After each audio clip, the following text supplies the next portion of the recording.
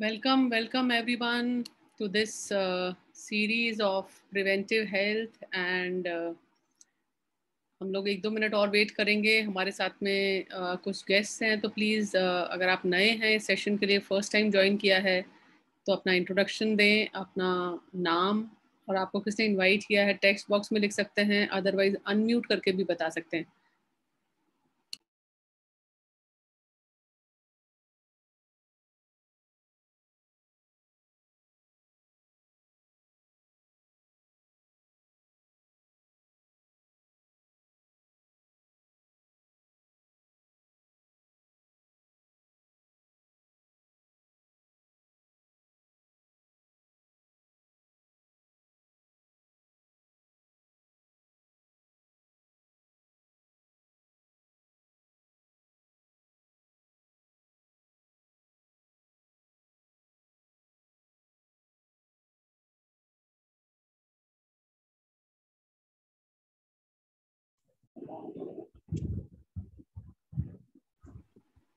You can invite your guest. अगर आपको लग रहा हो 1-2 मिनट में आप किसी को फ़ोन करके इनवाइट करना चाहते हैं, बिकॉज आज का जो हमारा सेशन होने वाला है that is going to be super awesome. हमारे बीच में एक्सपर्ट्स हैं जो आपको बोन्स के बारे में, स्केलेटल सिस्टम के बारे में, नर्वस सिस्टम के बारे में बताएंगे, है ना। एंड आप बहुत लोगों की हेल्प कर पाएंगे इस जानकारी के साथ में। तो हम लोग 1 मिनट वेट कर सकते हैं एंड आपके गेस्ट को आप बुला सकते हैं तो बुला लीजिए ताकि उनको फ़ायदा हो सके इस सेशन का।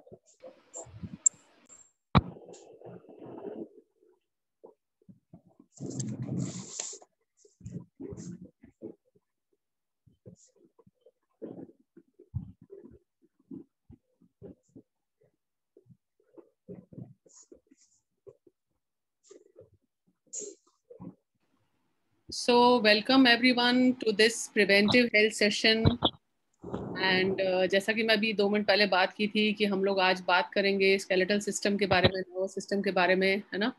तो आपकी अगर कुछ क्वेरी है या आपको कुछ लगता हो कि आपके कुछ सवाल हैं तो आप ज़रूर से अपने सवाल चैट बॉक्स में डालें, है ना।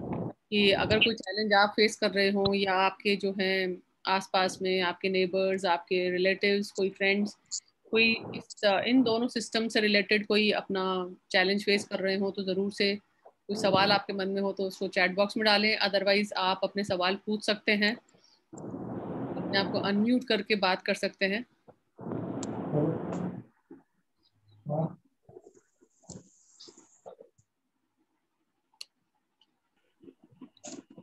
नहीं हुआ यार, वो अपनी गलती से हो गया। अपने पिताजी आप कुछ पूछना चाह रहे हैं? गलती से पहले वो कॉलम भरा जाएगा, उसके बाद में वो पूरा।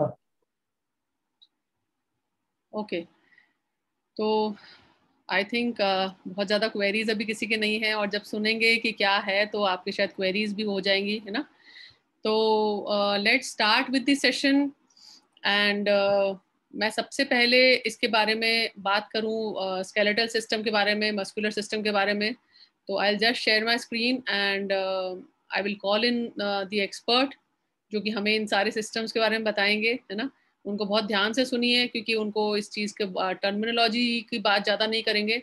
हमने उनसे रिक्वेस्ट की है कि जितना लेमैन लैंग्वेज में बता सकें उसको, है ना, ताकि हम उसको बेटर अंडरस्टैंड कर पाएँ और अपने लिए प्रिवेंशन के रूप में ऐसी कोई गलती ना करें जिससे हमें इन सब चीज़ों, मतलब बहुत सारी परेशानियों से बच सके, है ना। तो I just invite CK sir, वो बताएंगे अपने सिस्टम्स के बारे में, skeletal system, muscular system and nervous system.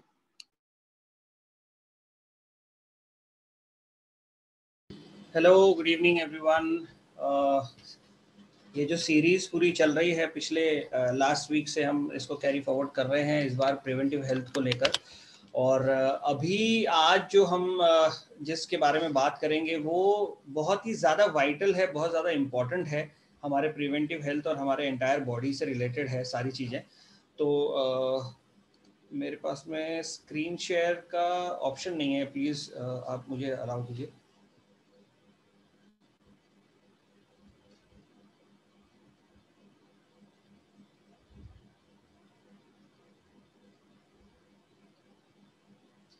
Host से रिक्वेस्ट करूंगा कि मुझे स्क्रीन शेयर का ऑप्शन दे दें।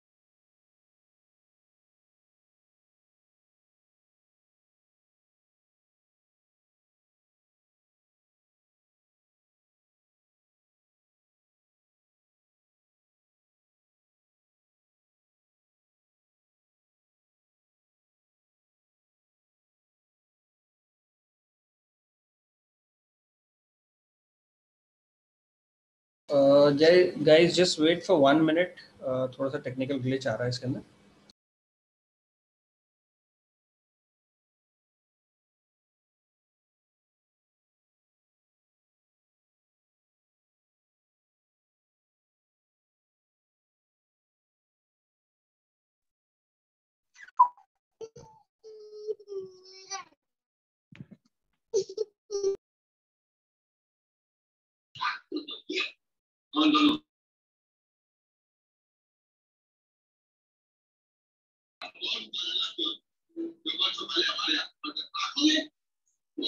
हेलो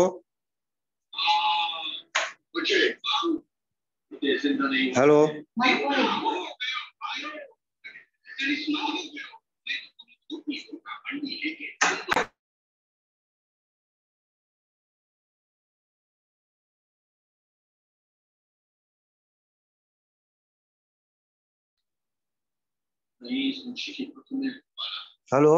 हेलो हेलो हाँ जी सर, बताएं। Hello sir, morning morning sir. Good morning sir. Sir मेरे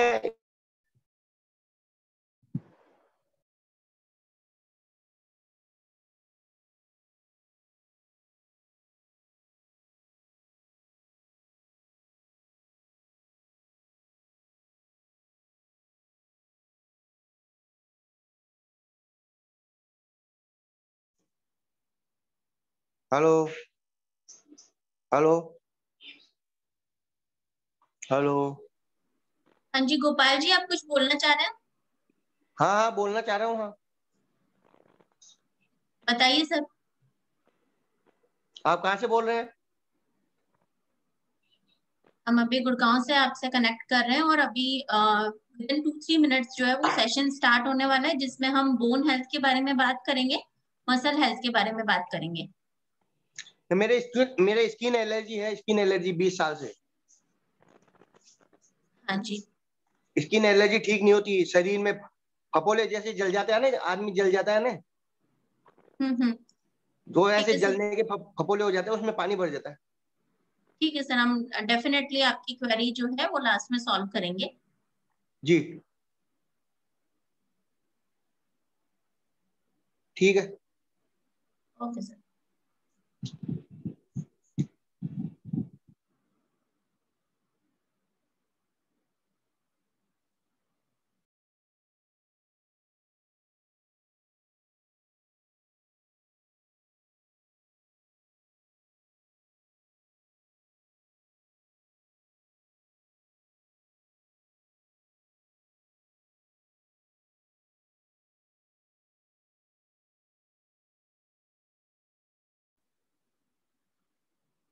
आई थिंक नीता जी का कुछ टेक्निकल इशू आ गया है, तो शायद वो अभी डिस्कनेक्ट हो गए हैं, शॉर्टली वो वापस आने वाले हैं। तो तब तक हम बात कर सकते हैं, जैसे आज बात जो हो रही है बोन हेल्थ के बारे में, मसल हेल्थ के बारे में, नर्व्स के बारे में, तो इससे रिलेटेड अगर किसी को डाउट है या फिर उन्होंने अपने करीब से देखा है किसी को इससे रिलेटेड कोई भी प्रॉब्लम, तो उसके बारे में भी बात हम कर सकते हैं। कुछ कॉमन नाम आपने सुने होंगे, तो उसके बारे में आप बात कर सकते हो कि क्या आपने देखा है बोन से रिलेटेड क्या प्रॉब्लम आती है, या फिर बोन्स हमेशा हेल्दी रहती है हमारी, या फिर हम बता सकते हैं अपने बोन्स को हेल्दी रखने के लिए हम क्या कर रहे हैं।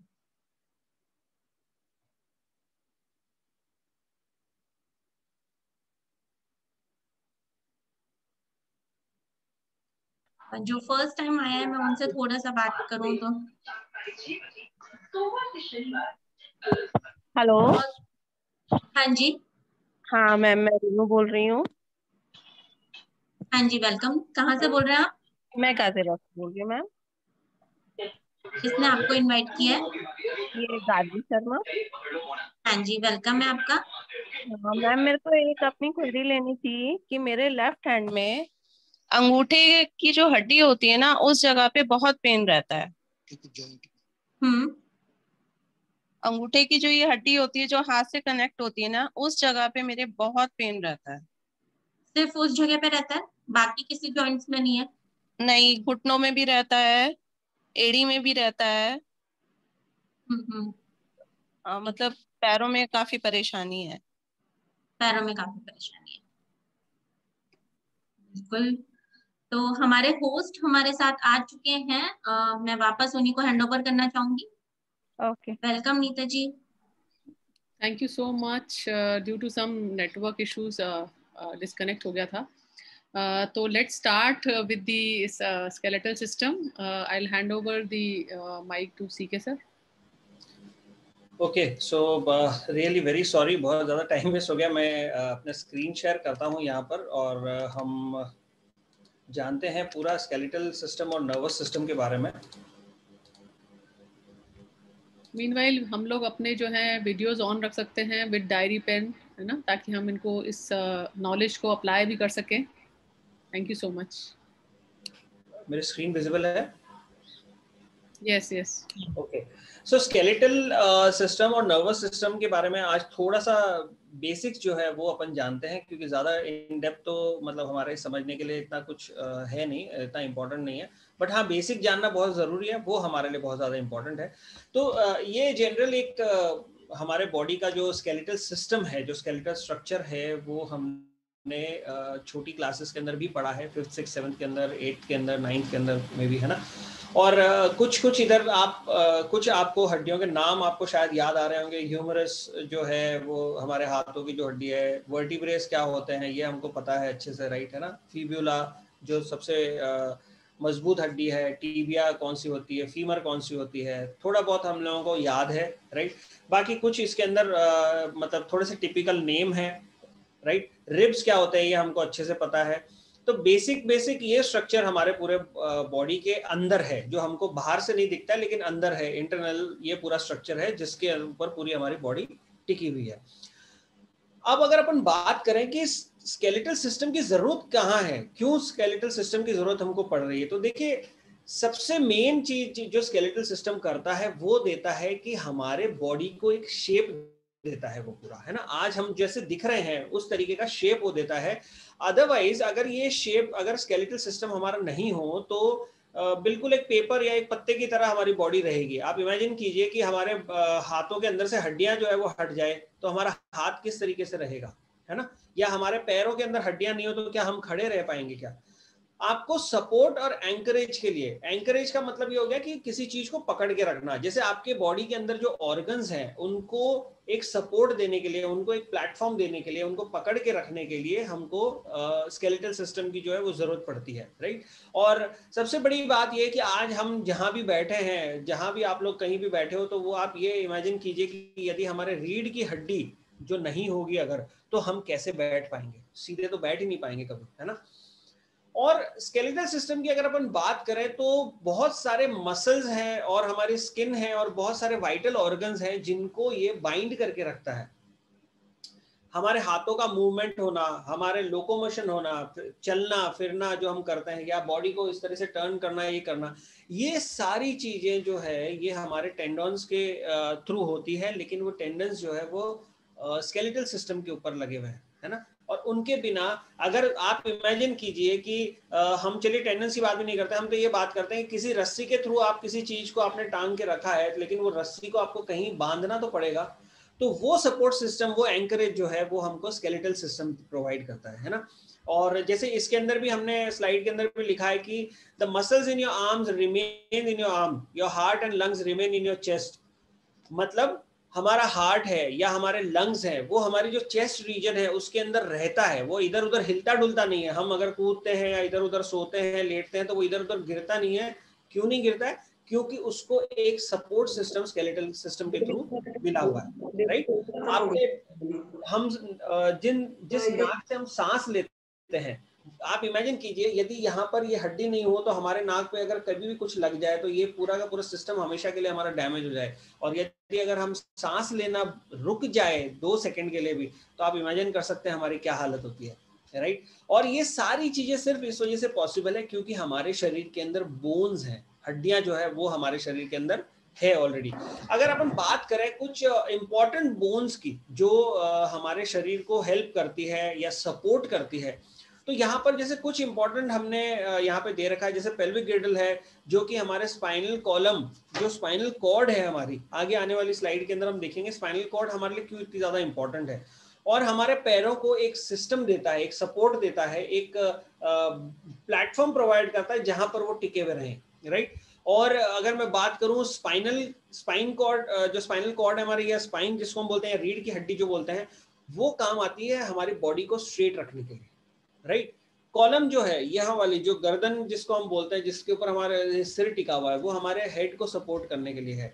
स्टर्नम जो जिसको हम चेस्ट एरिया जिसको बोलते हैं, वो स्टर्नम है पूरा, वो रिब्स को बांध के रखने, आगे का हिस्सा जो है रिब्स का, उसको बांध के रखने की कोशिश करता है, राइट। इसी तरीके से जैसे मैंने बोला कि हमारे पूरे शरीर का वजन जो हमारे पैरों के ऊपर टिका हुआ है, उसमें सबसे इंपॉर्टेंट हड्डी है हमारी फीमर, जिसके ऊपर पूरी बॉडी का वेट टिका हुआ है ना। और अगर हम शोल्डर गिर्डल, ये पूरा जो गर्दन से लेके यहाँ तक का पूरा जो शोल्डर गिर्डल है, उसकी अगर अपन बात करें तो यहाँ पे हमारे आर्म्स जो है, ये वाला पूरा आर्म्स जो है ये हमारा टिका हुआ है ना।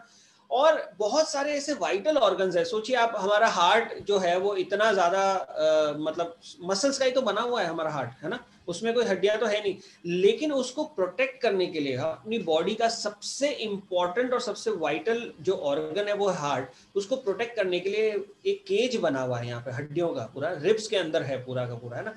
लंग्स जो हमारे इतने इंपॉर्टेंट हैं, जिनसे हम सांस ले पा रहे हैं, उनको कवर करने के लिए पूरा एक रिब केज बना हुआ है ना।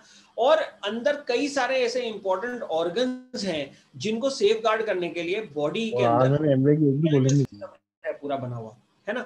जैसे अगर हम बात करें ब्रेन, हमारा ब्रेन कितना छोटा सा एक मस्कुलर ऑर्गन है, लेकिन उस मस्कुलर ऑर्गन को प्रोटेक्ट करने के लिए स्कल, ये हमारा जो खोपड़ी जिसको हम बोलते हैं लेमन लैंग्वेज के अंदर, वो प्रोवाइड किया है नेचर ने, जिसके अंदर हमारा पूरा एक फ्लूइड भरा हुआ, और उस फ्लूइड के अंदर हमारा ब्रेन जो है वो सस्पेंडेड है, राइट। वो कहीं टिका हुआ नहीं, वो सस्पेंडेड है उस फ्लूइड के अंदर, और वो पूरा का पूरा इस स्कल के अंदर हमारे जो है उससे प्रोटेक्टेड है। अब अगर बात करें कि स्केलेटल सिस्टम सिर्फ प्रोटेक्शन या एक केज प्रोवाइड करने के अलावा और क्या करता है, तो एक केज प्रोवाइड करने के अलावा मूवमेंट और लोकोमोशन जो है उसको हेल्प करता है। देखिए इसमें डिफरेंस है दोनों के अंदर। ये तो मैं सिर्फ जो है ये मूवमेंट कर रहा हूँ, लोकोमोशन कर रहा हूँ मैं अपने पैरों से, है ना, या मेरी बॉडी को अगर मैं किसी तरीके से बिना पैर की मदद से भी अगर आगे लेके जाता हूँ तो that is called as locomotion. Movement मेरे बॉडी के अंदर हर तरह के, मेरे हाथों के अंदर, आर्म्स के अंदर, फोर आर्म्स के अंदर, फिंगर्स के अंदर, पंजों, पैरों के पंजों में, वो सारे कुछ पॉसिबल है इस स्केलेटल सिस्टम के थ्रू, राइट। अब अगर बात करें अपन साथ के साथ में मस्कुलर सिस्टम की भी, तो देखिए मस्कुलर सिस्टम जो है वो बहुत ज्यादा इंपॉर्टेंट, जितना इंपॉर्टेंट स्केलेटल सिस्टम है उतना ही इंपॉर्टेंट हमारे मस्कुलर सिस्टम भी है, चाहे वो हमारे लिए हो और चाहे जानवरों के लिए हो। जितने भी लिविंग बीइंग्स जो एनिमल्स और ह्यूमन बींग्स हैं उनके लिए मूवमेंट के लिए और सर्वाइवल के लिए बहुत ज़्यादा ज़रूरी है, राइट। और यदि हम मूवमेंट नहीं कर पाए तो हमारे लिए बहुत बड़ा एक खतरा हो जाता है कि हम अपने लिए खाना कैसे लेंगे, है ना। जैसे जानवरों की अगर अपन बात करें तो हमारे लिए तो चलिए हमें कोई ना कोई खाना प्रोवाइड करता है, लेकिन अगर जानवरों की बात करें तो यदि वो मूवमेंट नहीं कर पाए तो अपने लिए खाना नहीं ढूंढ पाएंगे और उस वजह से उनका सर्वाइवल जो है वो डेंजर में पड़ जाएगा, राइट। मूवमेंट पूरी बॉडी का, किसी भी ऑर्गन का, किसी भी बॉडी पार्ट का पॉसिबल है एक कोलैबोरेशन से। वो कोलैबोरेशन है आपके स्केलेटल सिस्टम और मस्कुलर सिस्टम का मिलने के बाद, राइट। अब जैसे अगर अपन बात करें साथ की नर्वस सिस्टम की अगर अपन यहाँ पर बात करते हैं तो दो तरह के नर्वस सिस्टम है। एक है आपका सेंट्रल नर्वस सिस्टम जो कि आपके हेड रीजन को पूरा कवर करता है, ब्रेन वगैरह को, और एक है आपका peripheral nervous system. Peripheral nervous system के बारे में हम अभी बात करेंगे आगे। अगर सेंट्रल नर्वस सिस्टम की बात करें तो देखिए यहाँ पर अगर आप बहुत इजीली देख पाएंगे कि ब्रेन के हिस्से दे रखे हैं, हम ज्यादा डेप्थ में नहीं जाएंगे। ब्रेन का पार्ट है पूरा फ्रंटल लोब और पैराइटल लोब। ब्रेन के जैसे 3 हिस्से होते हैं, उसके 4 हिस्से जो होते हैं। ऑसिपिटल मतलब अपने आंखों से रिलेटेड है, पूरा टेम्पोरल अपने जितने भी जो पीछे का हिस्सा जो ब्रेन का जिसको हम बोलते हैं पैराइटल लोब, जिसके थ्रू हम सेंसेस वगैरह कर सकते हैं बहुत इजीली, और फ्रंटल लोब है हमारा, राइट। इसके अलावा स्पाइनल कॉर्ड जो है वो एक बहुत इंपॉर्टेंट रोल प्ले करता है हमारे स्केलेटल सिस्टम और हमारे नर्वस सिस्टम के बीच का एक तरह का एक ब्रिज बन के हिसाब से, राइट। क्या है वो, उसको अपन थोड़ा सा समझते हैं। बहुत कॉमन लैंग्वेज के अंदर हमने सुना होगा छल्ले, है ना। हमारे डॉक्टर, कई बार हमारे कमर में दर्द हो जाता है या कहीं जर्क लगता है तो डॉक्टर हमको ये बोलता है कि भाई आपका जो छल्ले हैं रीढ़ की हड्डी के वो हिलते हैं।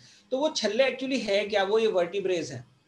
अब इन वर्टिब्रेज को 5 अलग अलग सेक्शन के अंदर डिवाइड कर रखा है।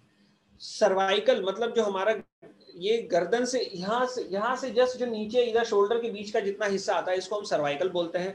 सर्वाइकल का पेन बहुत ज़्यादा आजकल जो है उसकी शिकायत बहुत ज़्यादा होने लग गई लोगों को, जब से मोबाइल फोन्स का यूजेज बढ़ गया है। लॉकडाउन के अंदर वैसे भी बहुत ज़्यादा इसका जो है वो केसेस बढ़ते जा रहे हैं। अभी यहाँ पर आपके C1 से लेके C8 तक जो इसके अंदर जो वर्टिब्रेज हैं, ये वर्टिब्रेज एक्चुअली क्या करते हैं अगर आप गौर से देखेंगे यहाँ पर, तो ये देखिए एक एक नर्व जो है ये अलग अलग निकल के आ रही है जो आपके अलग अलग मूवमेंट को कंट्रोल करती है, आपके अलग अलग बॉडी पार्ट को कंट्रोल करती है। और ये हर एक नर्व जो है वर्टिब्रेज के बीच में से निकलती है। अब सबसे बड़ी प्रॉब्लम कहाँ होती है कि ये जो वर्टिब्रेज हैं, जो ये छल्ले हैं, इन दो छल्लों के बीच में एक पतली सी जेल लेयर जो होती है, जेल की एक लेयर बनी हुई होती है, एक पैड बना हुआ होता है जो कि अवॉइड करता है ये दो छल्लों के बीच का जो घर्षण है, फ्रिक्शन जो है उसको अवॉइड करता है और इस तरह का कंप्रेशन नहीं हो नर्व को, उसको हेल्प करता है तरीके से, राइट। तो वो प्रोवाइड करता है आपको वो जो जेल का पूरा पैड जो बना हुआ है। वो किसी कारणवश किसी जर्क के वजह से या किसी गिरने की वजह से अगर वो हट जाता है या अपने लोकेशन से हल्का सा डिसलोकेट हो जाता है वो जेल पैड, तो ये दोनों वर्टिब्रेज आपस के अंदर जब टकराते हैं तो नर्व को कंप्रेस करते हैं, दबाते हैं कहीं ना कहीं से। और इमेजिन कीजिए कि जिनको सर्वाइकल का पेन ऑलरेडी कभी हो चुका है पहले या अभी हो रहा है, या जिनको मतलब कमर का लोअर बैक पेन जो है वो अगर हो रखा है, या पीठ के अंदर जिसको हम थोरेसिक एरिया बोलते हैं उसमें अगर दर्द है, तो इमेजिन कीजिए आप कुछ मिलीमीटर भी अगर हिलते हैं तो आपको दर्द बहुत पेनफुल मतलब महसूस होता है ना, बहुत ज्यादा दर्द होता है। वो इस वजह से होता है कि इन वर्टिब्रेज के बीच की जो नर्व्स है वो कंप्रेस हो जाती है, राइट। इसके अलावा बहुत कॉमनली जैसे पाए गए हैं L4 L5 डिस्क जो है वो अगर आपके डिसलोकेट हो जाती है किसी तरीके से तो उसकी वजह से बहुत तेज दर्द होता है। इसके बाद में सैक्रल एरिया आता है और कॉक्सिजियल एरिया जो आपका आता है, राइट। ये था पूरा का पूरा आपका मस्कुलर और स्केलेटल नर्वस सिस्टम। और नर्वस सिस्टम के बारे में भी हमने देखा, स्केलेटल सिस्टम के बारे में भी देखा और मस्कुलर सिस्टम के बारे में भी देखा। आगे आने वाली स्लाइड्स के अंदर जो हमारे दूसरे जो एक्सपर्ट आ रहे हैं वो आपको बताएंगे कि किस तरीके की प्रॉब्लम, जैसे आपसे पूछा भी था सेशन के स्टार्ट के अंदर, किस तरह की प्रॉब्लम्स जो है वो हम लोग फेस कर रहे हैं, क्या इश्यूज आ रहे हैं, तो किस तरीके से आप उनको रिजॉल्व कर सकते हो, ये हमारे आने वाले स्पीकर्स अभी आपको बताएंगे। तो that's all from my side, thank you. Thank you so much for the amazing information. और मैं इस बात के लिए बिल्कुल बता सकती हूँ कि जितने भी लोग यहाँ बैठे हैं उनको इस बात को सुनकर समझकर जानकर इतना अचंभा हुआ होगा कि भगवान ने हमें कितना ज़्यादा एक ऐसी बॉडी दी है जिसके बारे में हमें इंटरनली पता ही नहीं है, कितनी सारी चीज़ें, मतलब एक जैसे अभी मैं सुन रही थी most important bone, most important bone, मुझे तो लगता है कि ये चुटकी उंगली जिसका हम कभी काम नहीं लेते, ये भी अगर थोड़े दुखने लग जाए तो लगता है ऐसा क्या हो गया, ये क्यों दुखने लग गई, है ना। तो ये अपने आप में एक बहुत बहुत अपनी ब्लेसिंग है गॉड की कि हमारे पास इतना एकदम स्वस्थ शरीर है। और हम लोग ये प्रार्थना भी करें कि सब स्वस्थ रहें इस कोरोना काल में। तो सेकंड जो बात करेंगे हम लोग कि इस बॉडी को जब हम ढंग से हैंडल नहीं करते, है ना, जैसे बोलते हैं ना, इसकी पूजा नहीं करते वाली बात है, तो क्या क्या चैलेंजेस आ सकते हैं, तो उसके बारे में हमारे बीच में एक्सपर्ट हैं सीमा जी, वो बताएंगी कि क्या क्या चैलेंजेस आ सकते हैं और वो एग्जैक्टली क्या होते हैं चैलेंज। कई बार क्या होता है, डॉक्टर हमें बोल देता है, हमें पता ही नहीं होता कि चैलेंज क्या है एक्चुअली, है ना, वो तो बता देते ये ले लेना, और हमें पता नहीं होता क्या चैलेंज है वो। तो आज उस चैलेंजेस को, जितने मैक्सिमम चैलेंजेस वो समझा पाएंगी और हम जितना समझ पाएंगे, है ना, तो over to Seema ji. Thank you so much Nita ji. बहुत बहुत शानदार तरीके से सीए सर ने बताया कि कैसे स्केलेटल सिस्टम हमारा काम कर रहा होता है, कैसे नर्वस सिस्टम काम कर रहा होता है। और ये आपने देखा होगा बड़ा कॉम्प्लिकेटेड सिस्टम होता है ना, किसी छोटी छोटी चीजों को हम मतलब फील कर जाते हैं, कैसे हमें पता ही नहीं होता, हम सो रहे होते हैं, किसी ने भी अगर एक छोटा सा गर्म चीज हमारी बॉडी पे लगाया हमें पता चल जाता है ना। तो ये सारी चीजें जो है वो पूरी बॉडी में किस तरह से फैली हुई है, किस तरह से पूरा माइंड उनको कंट्रोल कर रहा है, तो बहुत कॉम्प्लिकेटेड सिस्टम है। और इससे रिलेटेड क्या क्या प्रॉब्लम्स आ सकती है हमें और किस वजह से वो प्रॉब्लम आती है, ये सारी चीजें मैं आपको बताना चाहूंगी। और मैं बिल्कुल रिक्वेस्ट करूंगी नीता जी से स्क्रीन शेयर करने के लिए। तो सबसे पहले हम बात करें स्केलेटल सिस्टम से रिलेटेड क्या प्रॉब्लम जो है वो हमें फेस करनी पड़ सकती है, कैसे हम उनका ध्यान रखें कि हमें वो प्रॉब्लम ना फेस करनी पड़े। तो इसमें जो है, जिस तरह के बोन का स्ट्रक्चर है, हर एक जॉइंट का स्ट्रक्चर है, वो आपने बहुत अच्छे से समझा। हर एक जॉइंट अलग तरीके का जॉइंट है और उसके प्रोटेक्शन के लिए भी नेचर ने हमारी बॉडी को इस तरह से बनाया है, वो पूरा तरह से प्रोटेक्ट करती है। लेकिन कुछ चीजें होती हैं जिसकी वजह से जो नेचर हमें बोल रही है, जो जिस तरह से हमारी बॉडी डिजाइन की गई है कि हमें वो सारी चीजें खानी है, उस तरीके से अपनी बॉडी का ध्यान रखना है, वहां कहीं ना कहीं हम गड़बड़ कर देते हैं और ये डिजीज जो है वो हमारे सामने उभर कर सामने आती है। तो नेक्स्ट स्लाइड प्लीज। देखो सबसे पहले तो मैं यहाँ पे बात करूंगी रिकेट्स की। रिकेट्स के बारे में जानते हैं, हमने बचपन में पढ़ा होगा, विटामिन डी की डेफिशिएंसी हो जाती है तो रिकेट्स हो जाती है। रिकेट्स में क्या हुआ, बोन डिफॉर्मेशन हो जाता है ना। ये जनरली आपने बच्चों में देखा होगा, कई बार प्रॉपर तरीके से विटामिन डी नहीं मिल पाता तो रिकेट्स हो जाता है। विटामिन डी सन से मिलेगा। और आपने देखा होगा कि डॉक्टर्स भी ये सजेस्ट करते हैं कि बच्चे को थोड़ी देर धूप में लेके जाओ, आप धूप में खिलाओ बच्चे को। 2-3 दिन का बच्चा भी होता है तो भी वो बोलते हैं कि वहां पे मालिश करो लेटा के बच्चे को, जहाँ पे थोड़ी धूप आ रही हो, क्योंकि उनके लिए बहुत ज्यादा जरूरी है। आप कितना भी खिलाओ दूध, है ना, कैल्शियम आपने बहुत दिया बहुत दिया बहुत दिया, विटामिन डी डेफिशिएंट रहेगा, कैल्शियम बोन में नहीं जा पाएगा। ये वाली बात हमें ध्यान रखनी पड़ेगी। कई बार हमें होता है अच्छा बोन कैसे कमजोर हो सकती है, बहुत दूध पीता है ये तो बहुत ही है। विटामिन डी जरूर चाहिए हमें कैल्शियम एब्जॉर्प्शन के लिए। तो यहाँ पे आप पिक्चर से भी देख पा रहे होंगे किस तरह से डिफॉर्मेशन हो जाता है।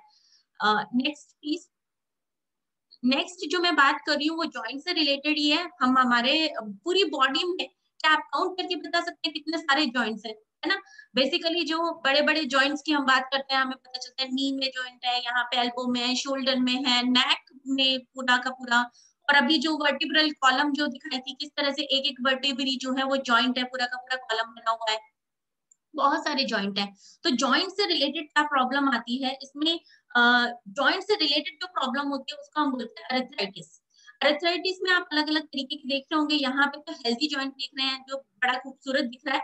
आप देख रहे हैं दो बोन्स हैं, बोन्स के ऊपर जो लगा हुआ है ब्लू कलर का वो कार्टिलेज है, और जो उसको कवर करके है वो मेम्ब्रेन है।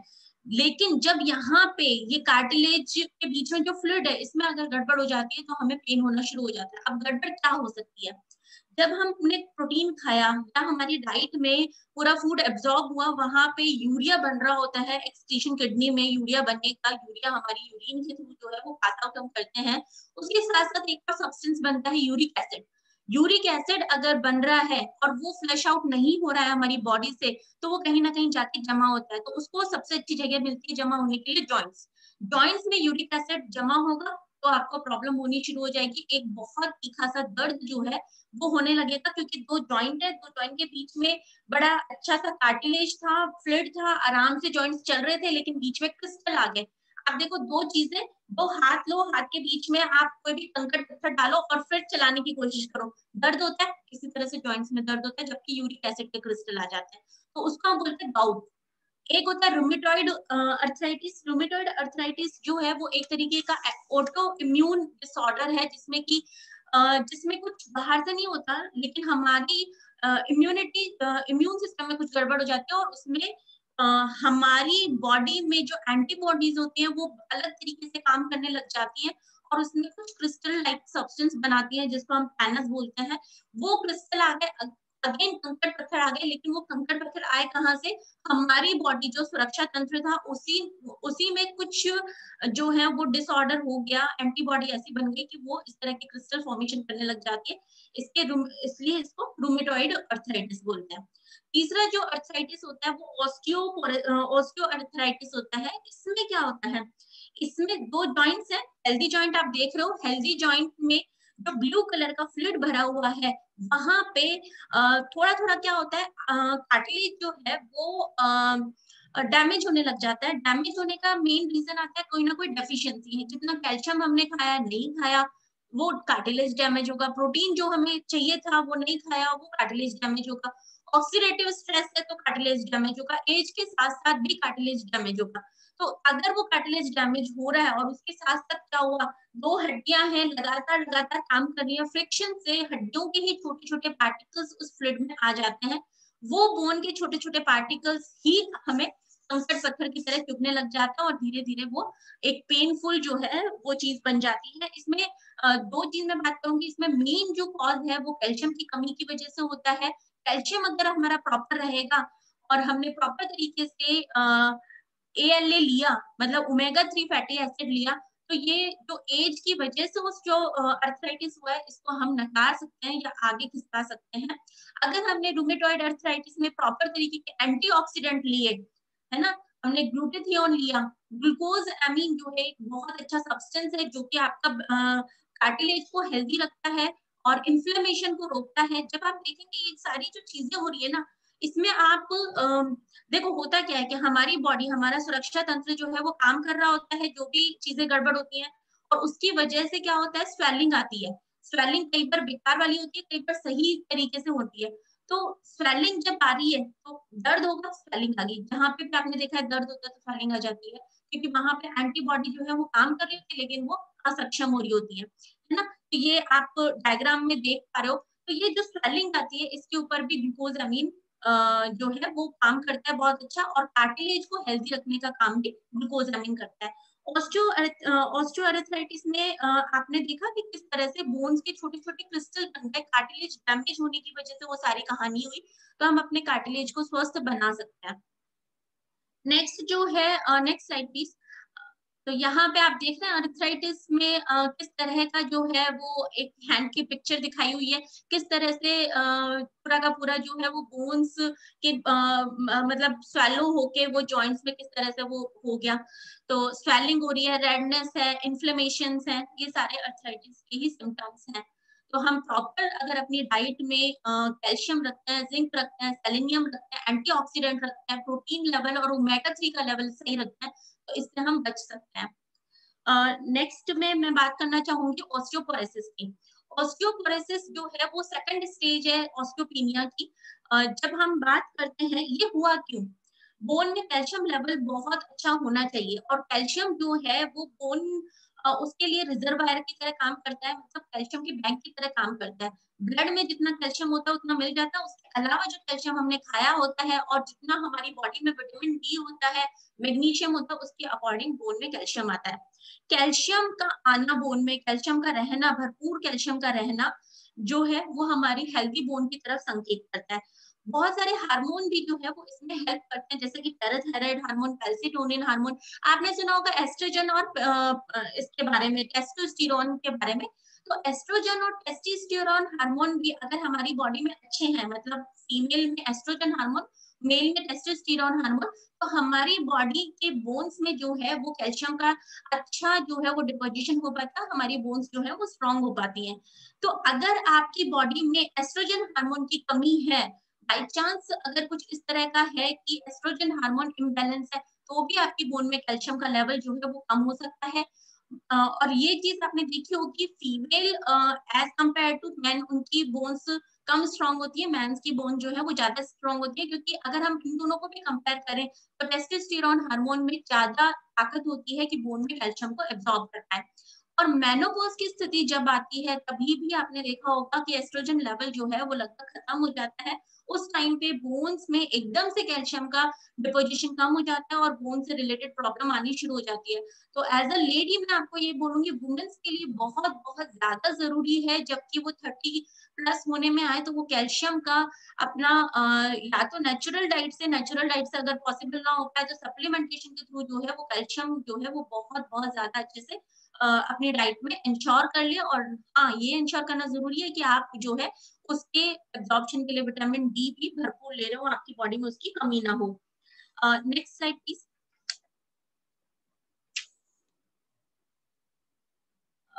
Nita ji next slide. तो यहाँ पे हमने सारी की सारी जो है वो बातें की। आई थिंक कुछ इश्यू आ गया, तो जस्ट अभी शेयर हो रही है स्लाइड। ओस्टियोपोरोसिस जो है वो किस तरह की डिजीज होती है ना। हम कई बार जो है वो ये जो दोनों चीजें जो है वो कर रहे होते हैं, ऑस्टियोआर्थराइटिस और ऑस्टियोपोरोसिस। ऑस्टियोपोरोसिस पोर्स मतलब छिद्र होना, है ना। हमारी बोन्स में छिद्र होना मतलब बोन की मिनरल डेंसिटी कम होना। अगर आपकी बोन मिनरल डेंसिटी कम है तो ऑस्टियोपोरोसिस हो जाता है। ये एज रिलेटेड प्रॉब्लम भी है। आपकी बोन जो है वो फ्रेजाइल हो जाती है, ब्रिटल हो जाती है, थिन हो जाती है, स्पॉन्जी हो जाती है। उसकी वजह से हमारे मतलब पैरों में दर्द होना शुरू हो जाता है। आप देखिए काफ वाले एरिया में दर्द होना शुरू हो जाता है। हमारी बैक बोन जो है आप इसमें डायग्राम में भी देख रहे होंगे कि किस तरह से जो है वो मुड़ जाती है। ऑस्टियोपोरोसिस में जो मैंने आपको बताया वो कैल्शियम लेवल की वजह से ये बहुत ज्यादा रिलेटेड है। और आप ये देखेंगे हार्मोनल चेंजेस की वजह से भी ये रिलेटेड है। तो आपने इंश्योर करना है कि वो प्रॉपर तरीके से आप अपना कैल्शियम डिपोजिशन कर पाए। Next please. स्प्रेन, जैसे हम बोन्स की बात कर रहे हैं, बोन्स जो है वो जुड़े हुए हैं लिगामेंट्स के थ्रू, है ना। तो होता क्या है, जब कहीं पे हमारा ये मसल और लिगामेंट दोनों का एक वो है, हमने अपने हाथ को इस तरह से मोड़ा, राइट। तो मसल्स मुड़ी उसके साथ साथ जो है वो लिगामेंट में मुड़ गए, तो ये प्रॉपर आ गया अपनी जगह पे। लेकिन कई बार क्या हुआ, ये तो मैंने अपने आप मोड़ा था तो मैंने संभल के मोड़ा। कई बार क्या होता है कि किसी जर्क की वजह से वो एकदम से मुड़ता है, जिसमें कि लिगामेंट जो है वो एकदम मुड़ जाते हैं।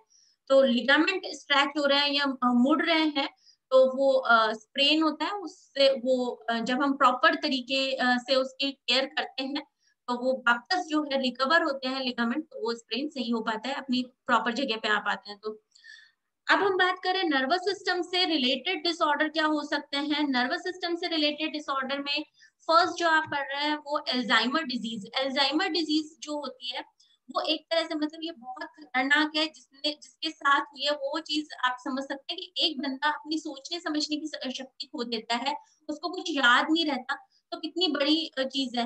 यहाँ पे आप देखते हैं ब्रेन सेल्स में अगर ऑक्सीडेटिव स्ट्रेस होता है, ब्रेन सेल्स अगर डैमेज होना शुरू हो जाती है तो ये अल्जाइमर डिजीज होती है। और अल्जाइमर डिजीज भी एक डेफिशिएंसी डिजीज के उसमें आती है। जब आपका लगातार ऑक्सीडेटिव स्ट्रेस होगा, उसकी वजह से आपकी सेल्स जो है वो डैमेज होंगी, ब्रेन सेल डैमेज हो रही है तो अल्जाइमर डिजीज की तरफ जा पाएगा। अब आपको यहाँ पे देखना है कि कौन सी जो चीज है वो हमें इसमें बचा सकती है। भरपूर तरीके के एंटीऑक्सीडेंट जो होते हैं वो हमें इससे बचा पाएंगे, अल्जाइमर डिजीज से बचा पाएंगे। हमें जो है वो इंश्योर करना है एएलए जो होता है अल्फा लाइपोइक एसिड, वो हमारी बॉडी में अच्छा हो, जिससे कि विटामिन सी का अच्छा जो है वो प्रोडक्शन हो पाए, विटामिन ई का अच्छा प्रोडक्शन हो पाए, ग्लूटाथियोन का अच्छा प्रोडक्शन हो पाए।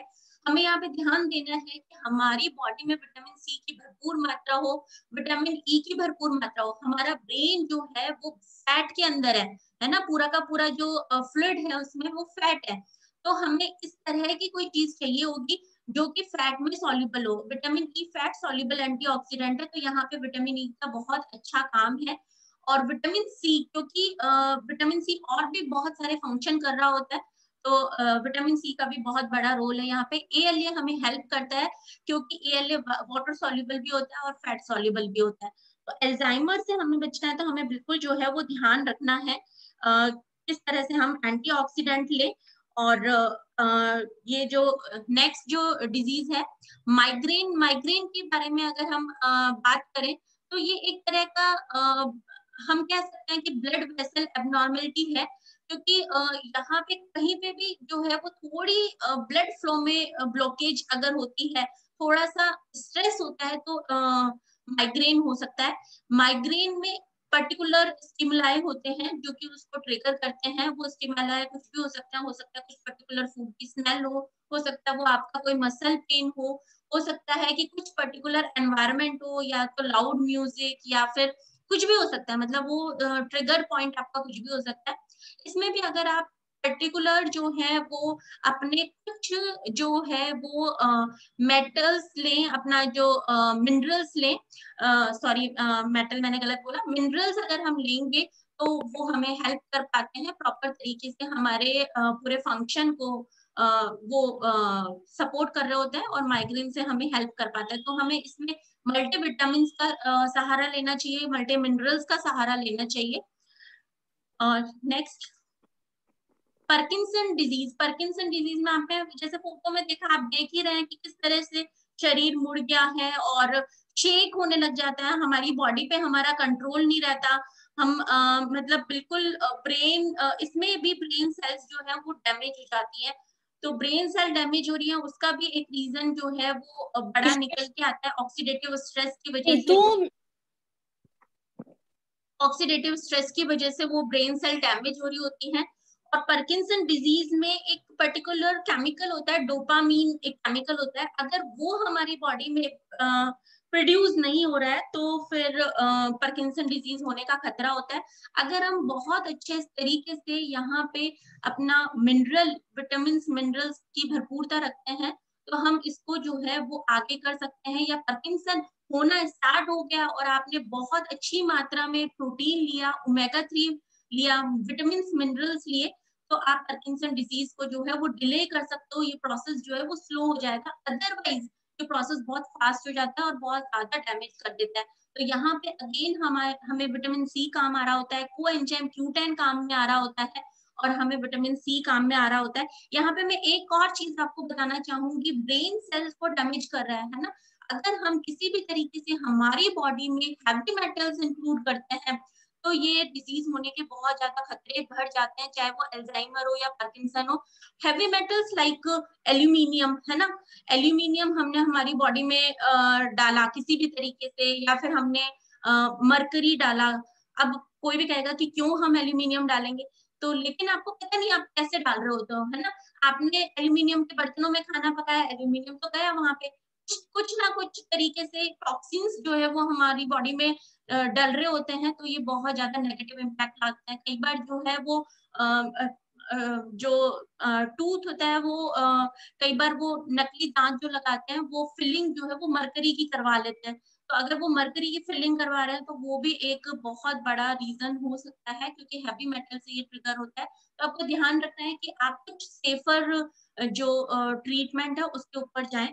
तो और हम बर्तन जो है वो कुछ इस तरह के यूज करें जिसमें कि हमें हैवी मेटल्स हमारी बॉडी में ना जा पाए। तो इन सब से हम बच सकते हैं अगर हम प्रॉपर तरीके से अपना एक्सरसाइज का रूटीन फॉलो करें, हम प्रॉपर तरीके से पॉजिटिव एनवायरनमेंट में रहें। वही जो पहले स्टेप में बात की थी, अगर हम EARN को फॉलो करेंगे तो इन सब चीजों से बचा जा सकता है। और जो हमारे हाथ में नहीं है न्यूट्रिशन, उसके ऊपर हम प्रॉपर फोकस करें तो हम इन सब चीजों से बच सकते हैं। तो किस तरह से न्यूट्रिशन हमें हेल्प करेगा और क्या हम अपना सप्लीमेंट कर सकते हैं न्यूट्रिशन में, तो उसके लिए मैं वापस हैंड ओवर करना चाहूंगी हमारी होस्ट को। Back to Neeta ji. Thank you so much. And the information was totally amazing, mind blowing, है ना, कि कैसे हम लोग जाने अनजाने अपने शरीर को जो है खराब कर रहे हैं, है ना, एल्युमिनियम के बर्तनों में खाना खा रहे हैं, और हैवी मेटल्स जाने अनजाने हम लोग पता नहीं कहाँ कहाँ से जो है अपने शरीर में डाल रहे हैं। तो ये बहुत बहुत ज़्यादा एकदम मुझे तो बहुत ज़्यादा एस्टॉनिशिंग लगा कि हमें पता ही नहीं है हम क्या क्या करते जा रहे हैं, है ना। आप में से भी बहुत सारे लोगों को ये जानकारी जो है बिल्कुल नई लगी होगी, है ना। तो आप लिख सकते हैं चैट बॉक्स में। और जैसा कि अभी बताया कि अर्न, है ना, हम एक्सरसाइज करें, हमारा एटीट्यूड पॉजिटिव रखें, हम लोग जो है रेस्ट करें एडिक्वेट, है ना, ये सब चीज़ें कहीं ना कहीं हमारे हाथ में है। बट न्यूट्रिशन की जो बात की, एंटीऑक्सीडेंट्स, है ना, और अपना गुड फैट्स, जिससे कि पार्किंसंस और एल्जीमर्स को हम लोग जो है प्रिवेंट कर सकते हैं ओल्ड एज में। ओल्ड एज भी क्या, मैं तो बोलती हूँ अल्जीमर्स आजकल बहुत जल्दी भी मतलब लोगों को देखने में आ रहा है ना। और कई सारी जो अभी बीमारियां बताई, arthritis and all, calcium and all, तो वो सारी की सारी चीज़ों को हम कैसे प्रिवेंट कर सकते हैं, कैसे हम एक हेल्दी लाइफ जो है अपनी एजिंग भी हेल्दी कर सकते हैं। तो उसके लिए मैं इनवाइट करूंगी, हमारे बीच में बहुत बहुत अमेजिंग लीडर हैं और एक्सपर्ट हैं इन चीज़ों के, है ना। मृदुल जी हैं जो हमें बताएंगे कि कैसे हम लोग ईट हार्ड करें या ईट स्मार्ट करें। तो वो he is very smart, Gen Y, तो he will tell us the smart way, है ना। मृदुल, आप सुन पा रहे हैं? Yes. Thank you so much ma'am. और जैसा कि मैम ने बताया, हमने देखा, सीमा मैम ने बताया हमें किस तरीके से हमारी over the period of time हम लोग इस डिजीजेस से घिर जाता है हमारा शरीर। तो उसको प्रिवेंट करने के लिए कुछ सिंपल इजी स्टेप्स हैं। दो तरीके से हम इसको प्रिवेंट कर सकते हैं, एक तो नेचुरल डाइट से और दूसरा सप्लीमेंटेशन से। Best way to prevent it is with natural diet अगर हम ले पा रहे हैं, लेकिन आज की भागदौड़ की जिंदगी में बहुत ज्यादा मुश्किल हो जाता है इसको नेचुरल डाइट से लेने के लिए। तो कुछ सप्लीमेंट्स है जिसके थ्रू हम इन सारी की सारी डिजीजेस को जो है अवॉइड कर सकते हैं। So I would request Neeta ma'am to just share the slide, the products.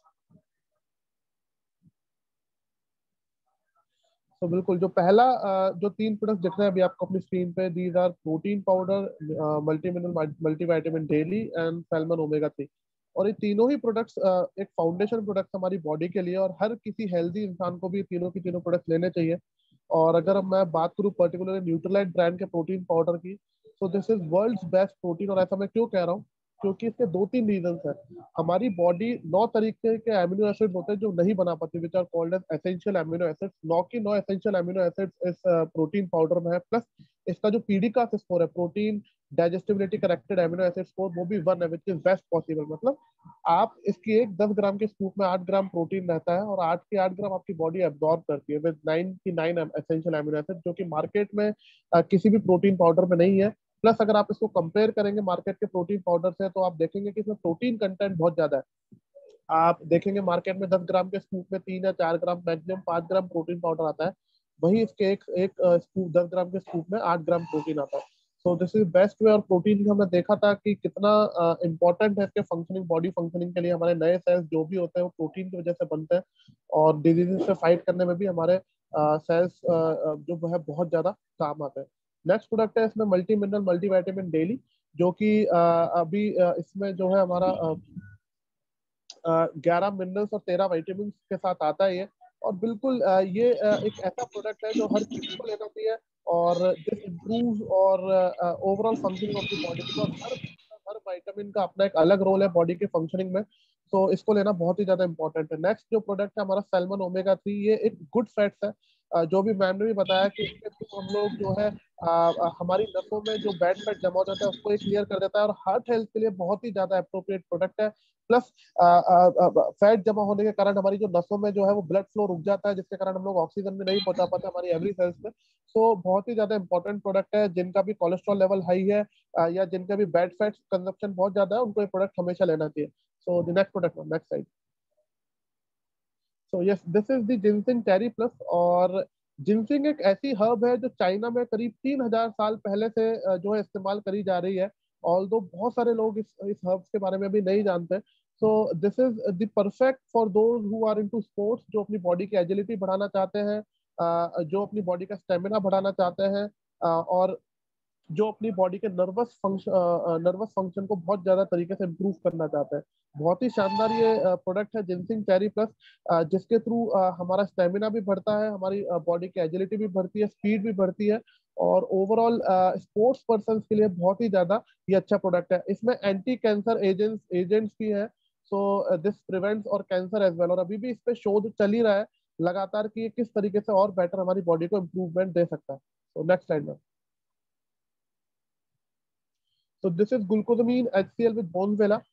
हमने देखा अभी सीमा ने बहुत अच्छी तरीके से बताया था कि दो जॉइंट्स के बीच में जो फ्लूइड होता है ना, जब वो धीरे धीरे बनना बंद हो जाता है तो हमारी जो बोन्स है वो आपस में टकराते हैं और हमारे जॉइंट पेन होना चालू हो जाता है। तो ग्लूकोजामीन इसमें HCl के साथ है, जो बाजार में सल्फेट के साथ आता है नॉर्मली। सो HCl के साथ जब ग्लूकोजामीन आता है तो बहुत ही शानदार तरीके से इफेक्ट करता है, और जो हमारा जो फ्लूइड है वो वापस से हमारे जॉइंट में बनना चालू हो जाता है। और बोनवेलिया भी यही काम करता है, हमारे फ्लूइड्स को जो है वापस से जॉइंट्स में जो फ्लूइड है वो बनना चालू हो जाता है, और धीरे धीरे करके over the period of time according to the severity हमारा जो बोन में जो पेन है, जो जॉइंट में पेन है, वो धीरे धीरे कम होना चालू हो जाता है।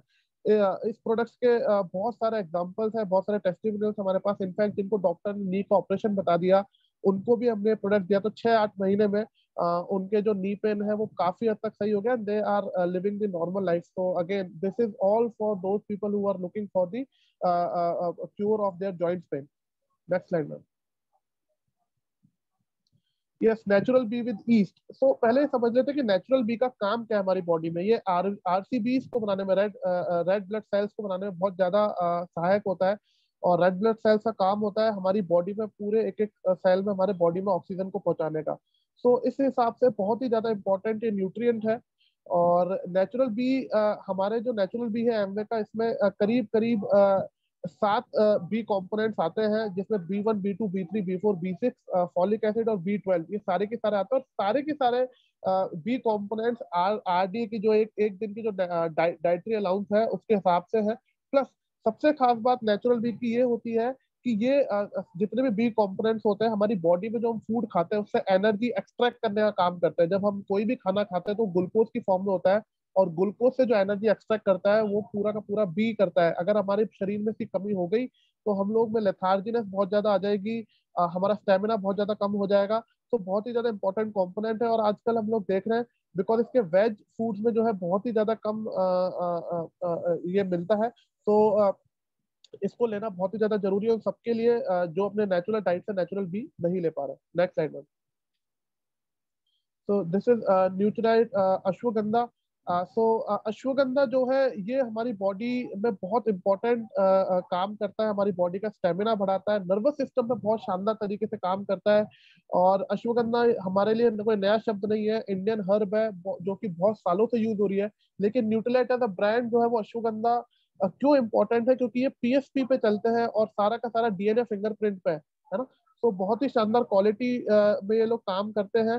प्लस इस अश्वगंधा से हम जो है हमारे नर्वस सिस्टम में एकदम काम कर सकते हैं। जो हमारा सेंट्रल नर्वस सिस्टम है, जो कि माइंड, जो दिमाग है हमारा, उसको एकदम ये काम करके रखता है उसको। प्लस हमारी बॉडी की एजिलिटी इंप्रूव करता है अगेन, और हमारी बॉडी का स्टेमिना भी इंप्रूव करता है, support vitality as well. Next slide में। Yes, Nutrilite Brahmi. Brahmi again हमारे कोई नई चीज नहीं है अगेन, क्योंकि न्यूट्रलाइट से है तो हम लोग इसको DNA फिंगरप्रिंट से होता है ये। प्लस PSP पे है, potency, safety and other thing. तो ब्राह्मी जो है हमारे दिमाग को एकदम शांत रखता है, हमारे सोचने समझने की शक्ति को बढ़ाता है, हमारी जो मेमोरी है उसको शार्प करता है। तो जो भी जितने भी स्टूडेंट्स हैं जो भी पढ़ाई कर रहे हैं, जिनको अपनी मेमोरी शार्प करनी है, उनके लिए बहुत ही शानदार प्रोडक्ट है। और this is all from my side. Back to host. Thank you Neeta ma'am for giving me this opportunity. Thank you. Thank you so much for the amazing information. And now we are towards the end of the session. तो आप जो हैं अपने कुछ भी सवाल हों, इतने आपने सब चीज़ें समझी हैं, और मुझे पता है आज बहुत सारी इन्फॉर्मेशन ऐसी रही होगी जो कि आपको पहले पता नहीं थी या जिस पे धूल चढ़ गई थी, है ना। तो आप उसमें से कोई भी आपका सवाल हो, कोई आपकी क्वेरी हो, कोई डाउट हो, कोई आप चैलेंज फेस कर रहे हो, है ना, तो जरूर से पूछें। बीच में किसी ने हैंड रेज किया था। हाँ जी, रश्मि जी, आप कुछ पूछना चाह रहे हैं? अभी प्रैक्टिस कर लेना सॉन्ग सबके बारे में, कल देखता हूं मैं, ठीक है? चलो okay, bye, take care, practice करना एक बार सॉन्ग के साथ। बाय अनिल। हाँ महेंद्र जी, आप कुछ पूछना चाह रहे हैं? जी मैम। हाँ जी, बोलिए सर। मैम जैसे अपन मतलब डॉक्टर्स वगैरह से संपर्क कर मैंने किया है, मेरे क्या मतलब नाक की एलर्जी से थोड़ा मतलब ज्यादा ही मतलब जूझ रहा हूँ इस समस्या से मैं। तो अच्छा। डॉक्टर्स वगैरह मतलब सजेस्ट कर रहे हैं कि जैसे नाक में जो कोई हड्डी है वो टेढ़ीपन की वजह से ये एलर्जी वगैरह ज्यादा प्रॉब्लम क्रिएट हो रही, तो उसके लिए मतलब जैसे ऑपरेशन वगैरह के लिए भी उन्होंने मुझे सजेस्ट करा था। तो उसके लिए अपने मतलब इसमें एमबीए के अंदर कोई सप्लीमेंट वगैरह ऐसा कुछ हो जिससे कि ये मतलब समस्या हल हो जाए तो बेटर देन जो। ओके, ठीक है। तो अभी आपको एलर्जी का प्रॉब्लम है ना? जी आप मतलब आपको डॉक्टर ने बोला साइनस की वजह से है, उसका आपको हड्डी बढ़ गई है नाक की। जी मैम। ओके, ठीक है। और रश्मि सूरी जी, आप कुछ पूछना चाह रहे हैं? रश्मि मैम, आप हमारे बीच में हैं, आप कुछ पूछना चाह रहे हैं? आपने अनम्यूट किया अपने आप को। Hello ma'am. हाँ जी। हाँ मैम, मैंने अपनी प्रॉब्लम आपको बताई थी कि मेरे थंब में की जो बोन है उसमें प्रॉब्लम है। थंब की बोन में प्रॉब्लम है, ठीक है। हाँ, हाथ का जो मतलब अंगूठा होता है उसकी हड्डी जो हाथ तक जाती है। आप अपने आप को कैमरा ऑन करके एक बार दिखा दीजिए, हमारे एक्सपर्ट हमारे साथ हैं, they might be able to give you some insight. आप अपना कैमरा ऑन करके हाथ में कहाँ दर्द है एग्जैक्टली बताएं। Okay ma'am.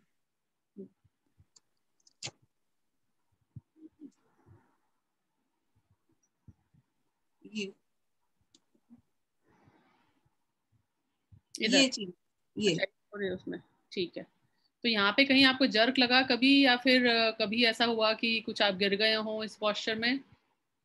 मैम ऐसे याद नहीं है, गिरी भी हूँ मैं मुड़ा भी है। ऐसे आपने मेरे को प्रॉपर याद नहीं है कि इसी पॉइंट पे मेरा कुछ हुआ है, लेकिन काफी साल हो गए इस चीज को होते हुए। ओके, तो आपने ये इसका पॉइंट होता है, ये चीज जो मेरे को बहुत प्रॉब्लम करती है। ओके, आपने एक्सरे करवाया मैम इसका? नहीं, मैंने डॉक्टर्स को दिखाया तो डॉक्टर ने कोई एक्सरे वगैरह के लिए कभी बोला नहीं, बस मेडिसिन दे दी। तो उससे भी बोला है कि सिकाई करो पानी की, हम्म। गर्म पानी की सिकाई करो, वो भी मैं कर रही हूँ, लेकिन कोई खास फर्क नहीं लग रहा है। आपका दूसरा हाथ भी दिखाइए ऐसे ही। नहीं नहीं, आपका दूसरा हाथ ओके, ठीक है। तो आप मोबाइल का यूज ज्यादा करते हैं या कैसे है? नहीं मैम, ओके, ठीक है। मोबाइल में कम यूज करती हूँ। मैंने आपसे इसलिए पूछा कि अगर आप कहीं गिर गए होंगे तो कई बार क्या होता है कि हमें पता नहीं चलता, हेयरलाइन फ्रैक्चर हो जाता है, फिर वो हड्डी हम्म, जुड़ जाती है ना? या फिर अच्छा। जो है, जैसा कि अभी सर बता रहे हैं कि it might be due to nerve compression also, कोई नर्व आपकी कोई कंप्रेस हो रही हो यहाँ पर, है ना? तो ओके। एग्जैक्टली डॉक्टर क्या बोल रहे हैं? सिर्फ सिकाई करने के लिए बोल रहे हैं आपको? नहीं, डॉक्टर ने बोला कि आपकी जैसे यहाँ की हड्डी बढ़ गई है ओके इस जगह की, वो टच करके देखा तो बहुत पेन होता है इस जगह पे। ओके। तो विटामिन प्रेस डी करो की तो। डेफिशिएंसी है आपको?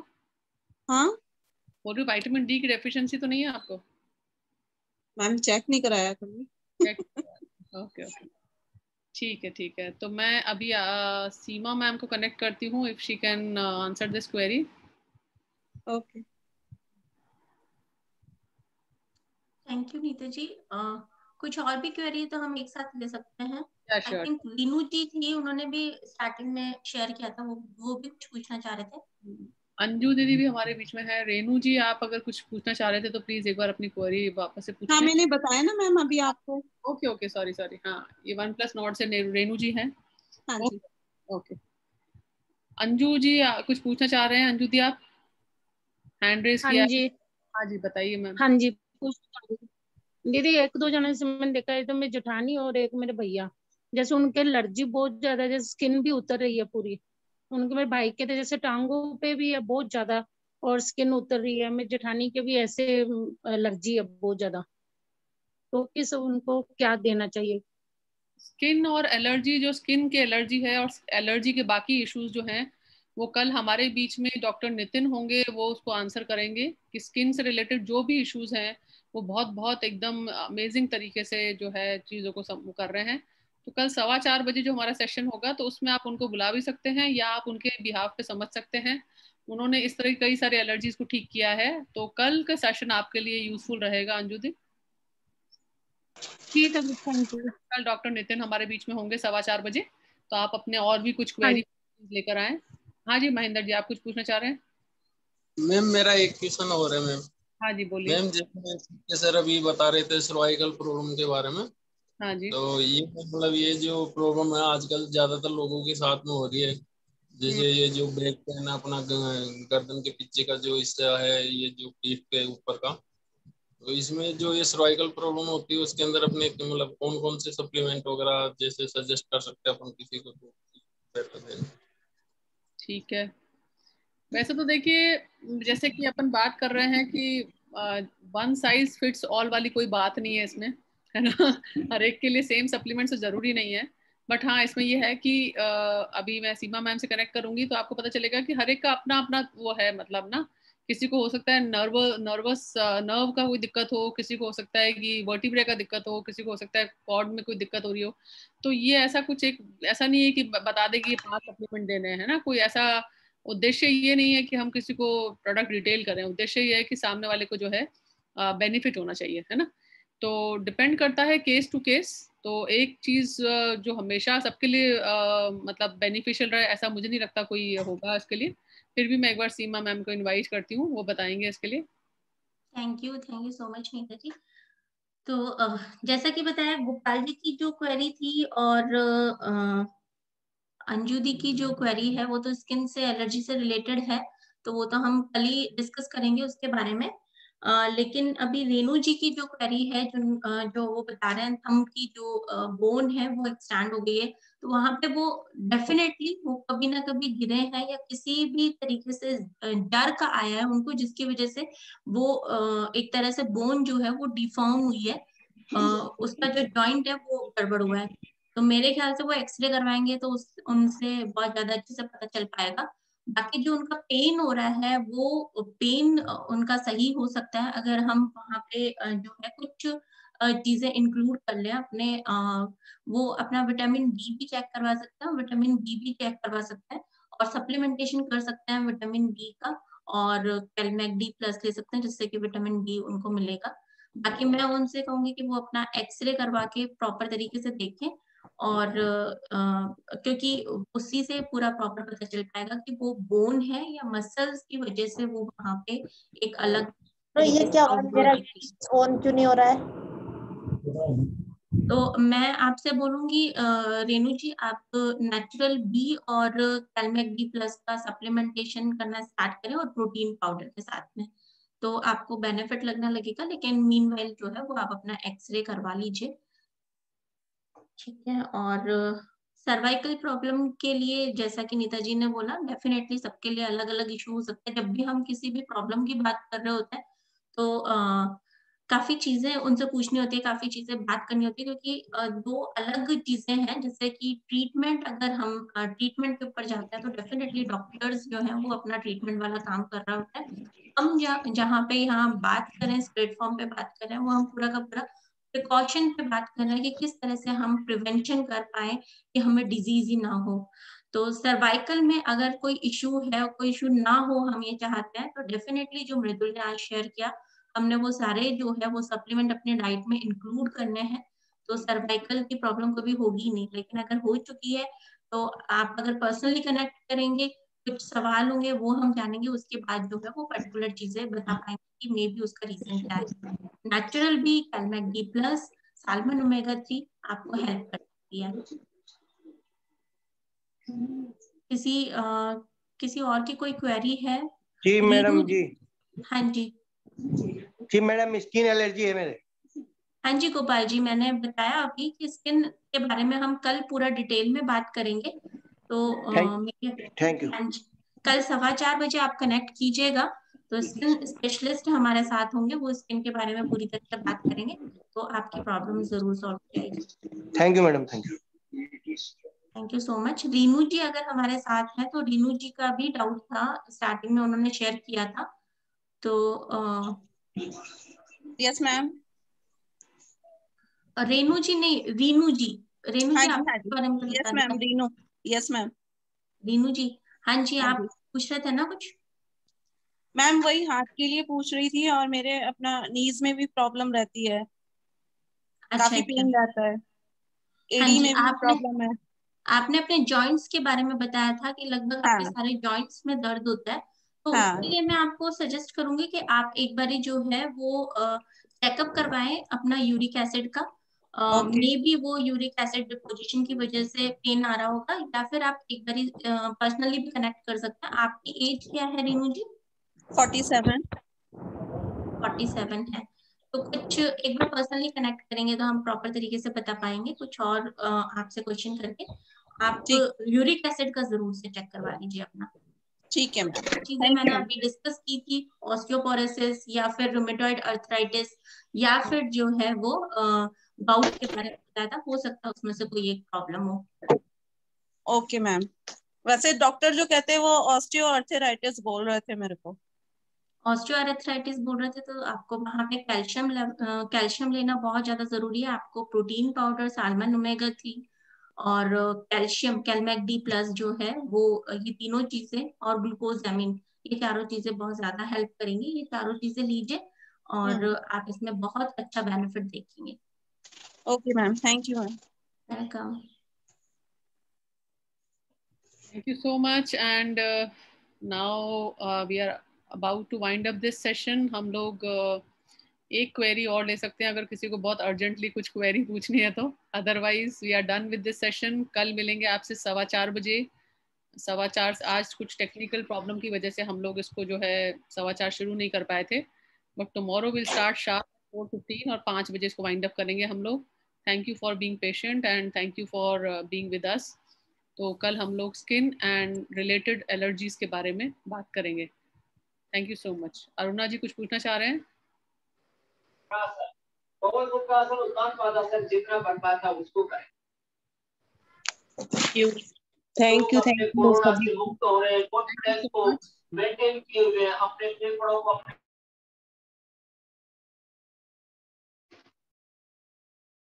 फिर से आह्वान करना चाहूंगा की ओर ना भाग। चारों तरफ भीड़ लगी पड़ी है, सड़कें भरी पड़ी है, एम्बुलेंसेस कम पड़ गई।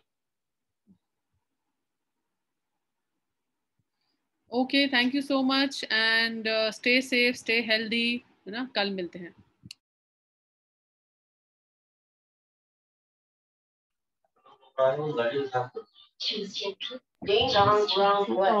मैडम जी क्या कर दिया, मेरा हो रहा है।